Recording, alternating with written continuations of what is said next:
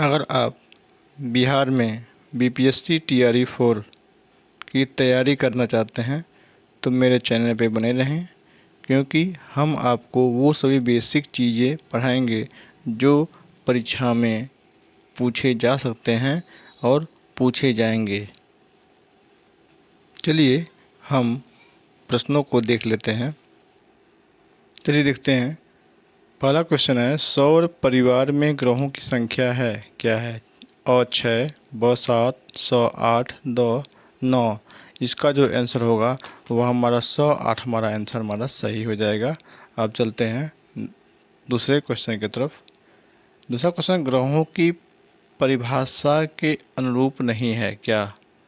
शुक्र, शनि, मंगल, प्लूटो। तो इसका जो आंसर होगा वह क्या होगा? द हमारा प्लूटो हमारा सही आंसर हो जाएगा। अब चलिए, सूर्य की दूरी के आधार पर ग्रहों का सही क्रम है क्या है? इसको देख लेते हैं एक बार। इसको छोटा कर दे रहे हैं ताकि आपको देखने में आसानी रहेगी। चलिए, तो बुध बृहस्पति, बुध पृथ्वी बृहस्पति अरुण, ब बृहस्पति अरुण बुध और पृथ्वी, स बुध अरुण पृथ्वी बृहस्पति पृथ्वी, द अरुण बुध पृथ्वी और बृहस्पति। इसका जो आंसर क्या होगा आप बताइए।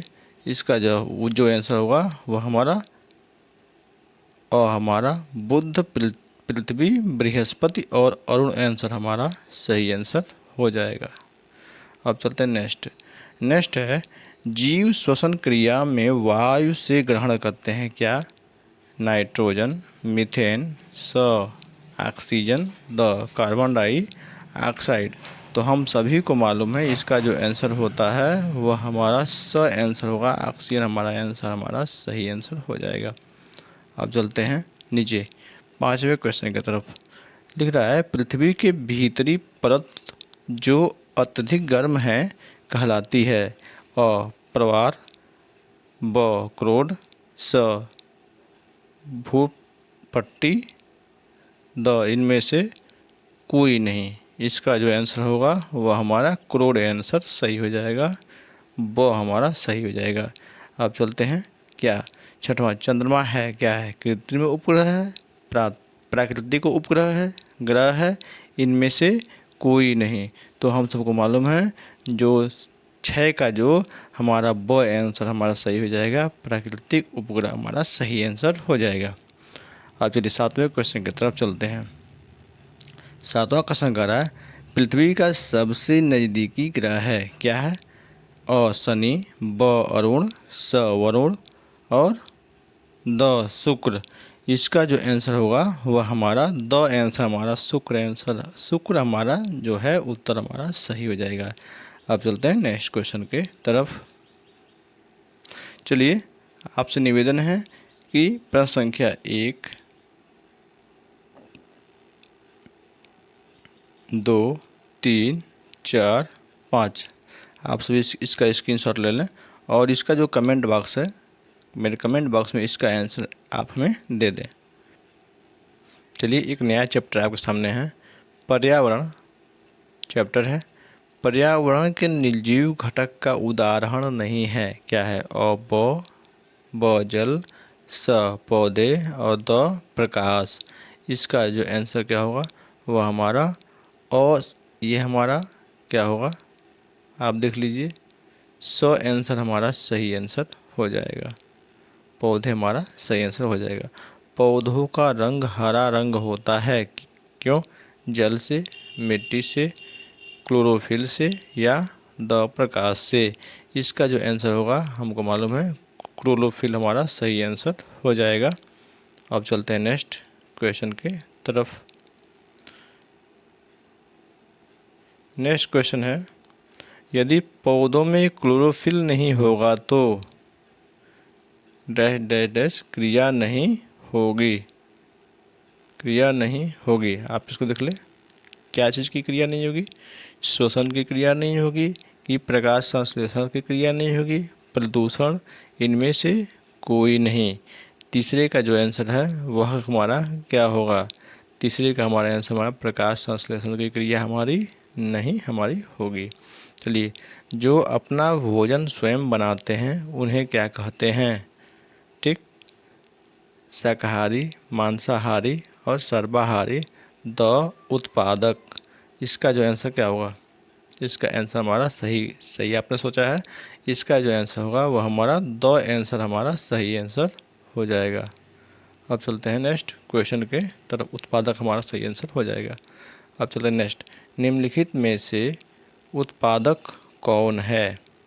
ठीक, देखिए, अ आम का पेड़, ब बकरी, स शेर, द गाय। हम सब उत्पादक के बारे में पढ़े हैं, तो हमारा आंसर हमारा आम का पेड़ हमारा सही आंसर हो जाएगा।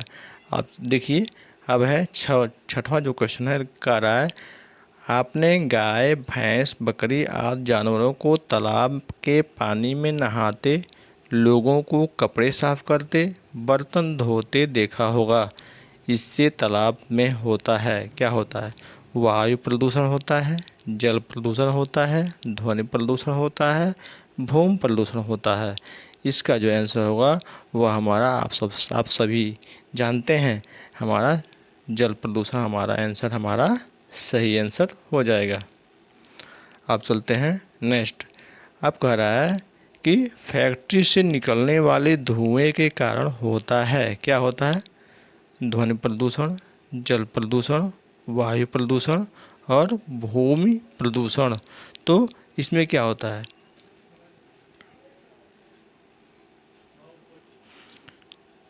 जी भाइयों, चलिए एक नया चैप्टर आपके सामने है। चलिए उस चैप्टर को देख लेते हैं। पहला जो क्वेश्चन है वह कह रहा है डैश डैश डैश चुंबक की ओर आकर्षित होने वाला पदार्थ है क्या है? आलपीन है, माचिस की तिल्ली, कागज का टुकड़ा, प्लास्टिक का टुकड़ा। इसका जो आंसर क्या होगा? इसका जो आंसर है वह हमारा, आप सब सही सोच रहे हैं, आलपीन हमारा आंसर हमारा सही आंसर हो जाएगा। अब कह रहा है इत्र की बोतल खोलते ही खुशबू चारों ओर फैल जाती है, कारण है क्या है? अ विषण, ब परिवहन, स चालक, द इनमें से कोई नहीं। इसका जो आंसर होगा वह हमारा अविषण आंसर हमारा सही आंसर हो जाएगा। देखिए कितने अच्छे अच्छे क्वेश्चन आपको देखने को मिल रहे हैं। ठीक, अब कह रहा है किस वस्तु का आकार निश्चित नहीं होगा? आप सब पढ़े हैं, पत्थर, पानी, कागज, मिट्टी के खिलौने। इसका जो आंसर होगा वह हमारा ब आंसर हमारा पानी है, हमारा आंसर हमारा सही आंसर हो जाएगा। अब देखिए नीचे है, निम्नलिखित में से ठोस को अलग करो। शरबत, दूध, पानी, पनीर। शरबत ठोस है या दूध ठोस है या पानी ठोस है या पनीर ठोस है?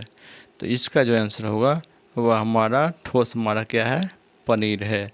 अब देखिए, तुम किसे स्पर्श नहीं कर सकते हो? तालाब का पानी, चूल्हे का धुआं, पत्थर, द इनमें से कोई नहीं। पांचवा का आंसर क्या होगा?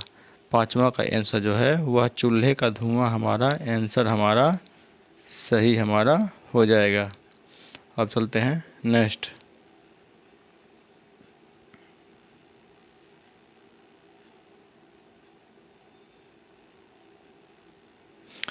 तुम इनमें से किसे देख नहीं सकते, सिर्फ महसूस करते हो?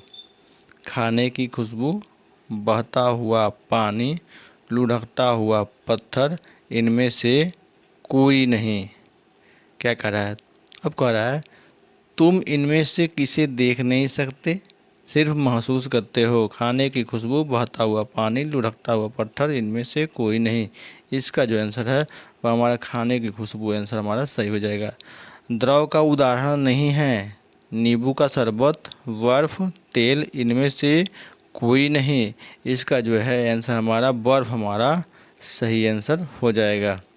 अब चलते हैं नेक्स्ट।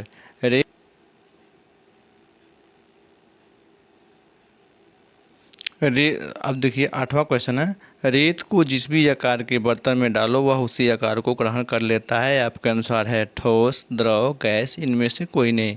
इसका जो आंसर हुआ वह क्या होगा? और हमारा आंसर हमारा ठोस हमारा सही आंसर हो जाएगा। वहाँ कह रहा है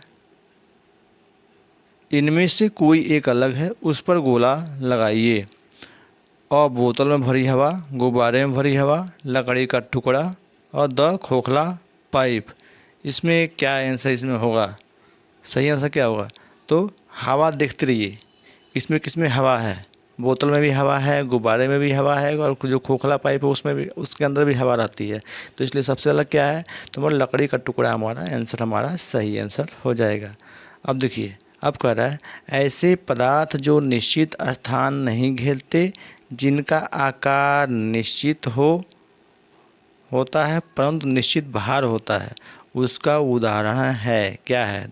10वें का इसका आंसर क्या होगा? आप सब बताएं। इसका जो आंसर होगा वो हमारा वो आंसर हमारा सही हो जाएगा। गुब्बारे की हवा आंसर हमारा सही हो जाएगा।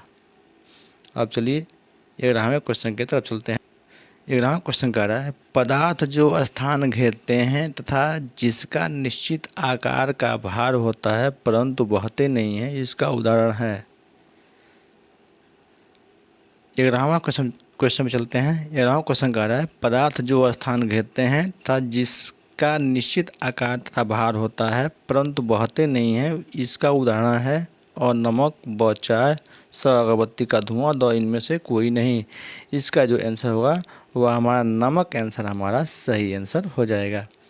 चलिए अब चलते हैं 12वें क्वेश्चन की तरफ। पदार्थ जो स्थान घेरते हैं तथा जिसमें निश्चित भार होता है तथा कोई निश्चित आकार नहीं होता है का उदाहरण है। और शीतल पेय, ब चॉकलेट, स इत्र की खुशबू, द इनमें से कोई नहीं। इसका जो आंसर होगा हमारा 12वें का और आंसर सही हो जाएगा। शीतल पेय हमारा आंसर हमारा सही आंसर हो जाएगा। अब देखिए कह रहा है 13वां क्वेश्चन कह रहा है इत्र की बोतल खोलने पर उसकी खुशबू दूर बैठे व्यक्ति को भी आती है। अ पारदर्शिता के कारण, ब विषण के कारण, स घुलनशीलता के कारण, द इनमें से सभी कारण हो सकते हैं। तो इसका जो क्या होगा 13वां का ब आंसर हमारा सही आंसर हो जाएगा। अब चलते हैं नेक्स्ट क्वेश्चन के तरफ। विषण के कारण हमारा आंसर सही हो जाएगा। देखिए 14वां क्वेश्चन कह रहा है 14वां कह रहा है कि पानी में घुले शक्कर के विलयन में विलायक है। शक्कर और पानी दोनों, शक्कर पानी, इनमें से कोई नहीं। 14वां का जो है वह हमारा स पानी हमारा आंसर हमारा सही आंसर हो जाएगा।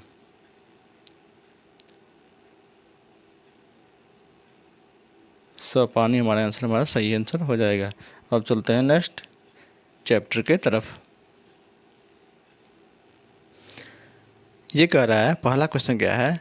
पानी और रेत के मिश्रण को अलग करेंगे, निथार कर, बीन कर, चाल कर, फटक कर।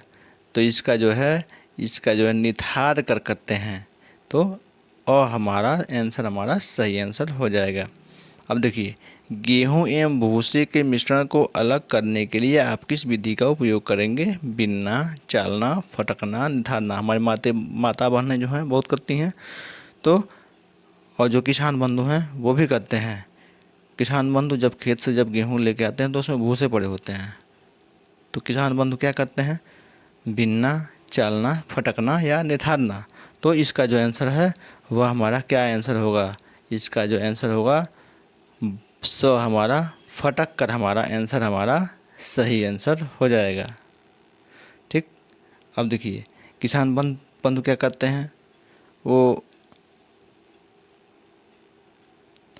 किसान बंधु जो है फैन के माध्यम से क्या करते हैं? भूसे को अलग करते हैं। गेहूँ गिराते हैं फैन के सामने और भूसे अलग हो जाते हैं और गेहूँ अलग हो जाता है। चलिए अब चलते हैं नेक्स्ट टर्म। माताएं बहनें क्या करती हैं? तो फटक कर उसको अलग कर देती हैं, ठीक, भूसे को। अब चलते हैं नेक्स्ट क्वेश्चन के तरफ। नेक्स्ट क्वेश्चन कर रहा है ठोस कपूर को गर्म करने पर कपूर वाष्प में बदल जाता है क्योंकि कपूर का डैश डैश डैश होता है क्या? ऊर्ध्वपातन, वाष्पीकरण और क्रिस्टलीकरण और आसवन। इसका जो आंसर क्या होगा वह हमारा क्या होगा बताइए? उत्पादन हमारा आंसर हमारा सही आंसर हो जाएगा। अब चलते हैं नेक्स्ट। नमक घुले पानी से नमक को अलग करने के लिए पृथक्करण विधि है। आसवन, ब छानना।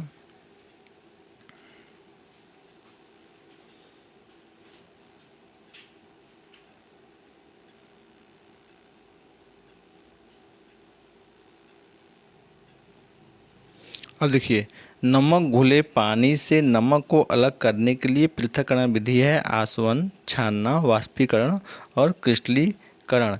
इसका आंसर क्या होगा, जल्दी बताइए। तो इसका जो आंसर होगा वह हमारा वाष्पीकरण आंसर हमारा सही आंसर हो जाएगा। समुद्र के पानी से नमक को बनाया जाता है। नमक बनाने के लिए इस विधि का उपयोग करते हैं आसवन, वाष्पीकरण, क्रिस्टलीकरण, द छानना। इसका जो आंसर क्या होगा वह हमारा वो आंसर हमारा सही हो जाएगा। वाष्पीकरण हमारा आंसर हमारा सही हो जाएगा। देखिए कितने बेहतरीन बेहतरीन क्वेश्चन आपके समझ आ रहे हैं। चलिए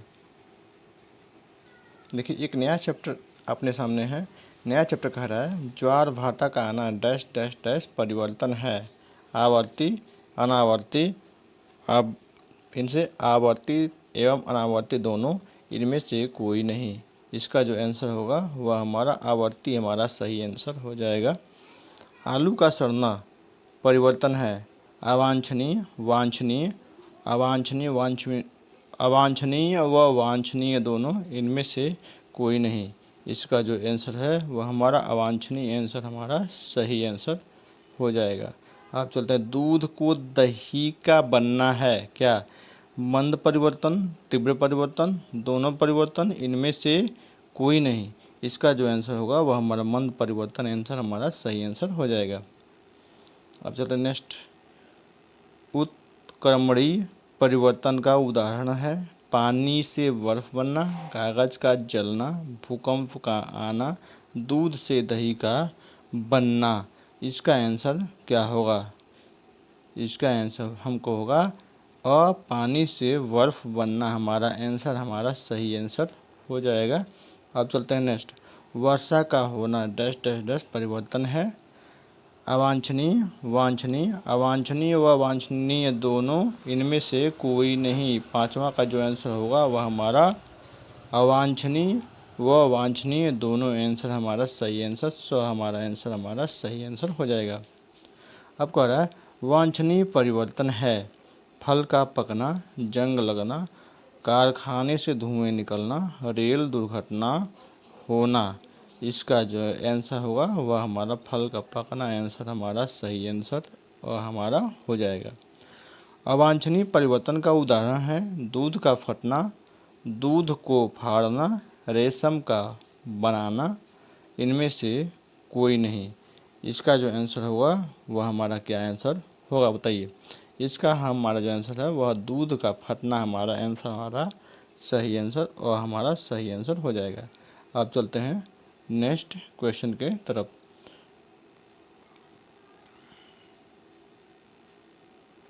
नेक्स्ट क्वेश्चन है लोहे में जंग लगना क्या है। मंद परिवर्तन, तीव्र परिवर्तन, मंद और तीव्र परिवर्तन, इनमें से कोई नहीं।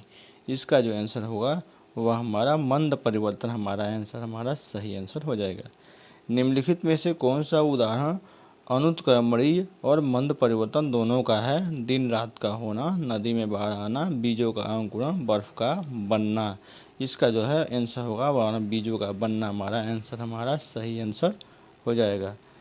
चलिए दोस्तों, अब आपसे मिलते हैं नेक्स्ट वीडियो में, हम आपसे मिलेंगे। तब तक लिए आप मेरे चैनल को फॉलो कर लीजिए। आज का वीडियो हम यहीं पे समाप्त करते हैं। कल मिलते हैं एक नए वीडियो के साथ। अब तक अगर आपने मेरे चैनल को सब्सक्राइब लाइक नहीं किया तो कृपया कर लें और मेरे वीडियो को शेयर कर दें। आप मेरे चैनल पे बने रहें। शुरुआत से अच्छे अच्छे क्वेश्चन आते जाएंगे और आप कंपटीशन बीट ज़रूर कर लेंगे।